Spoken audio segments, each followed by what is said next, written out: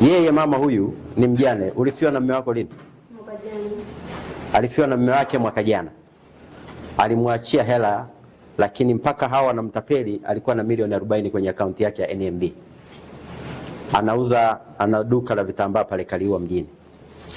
Sasa walichokifanya, walipofika dukani wakamwambia tunataka tukusajilie lipa namba. Na yeye mama kweli anahitaji lipa namba. Kwa hiyo wakamkalisha pale, wakaanza kumsajilia lipa namba.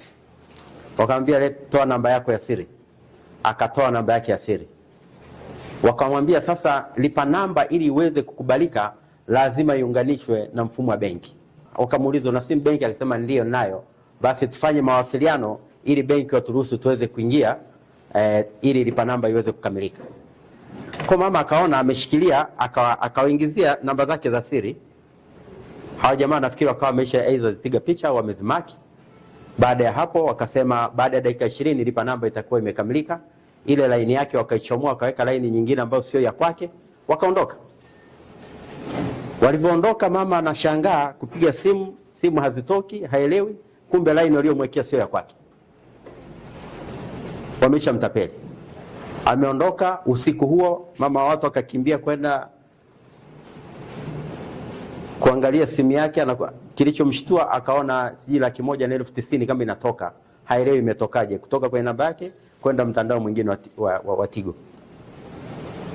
Akashtuka. Alipoenda benki anaambiwa benki hela zako, anatoa kadi yake, hela zikoje?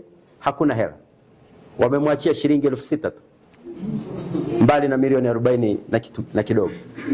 Wameacha shilingi 6,000 tu. Huyu jamaa makachero wetu wamemkamatia Babati.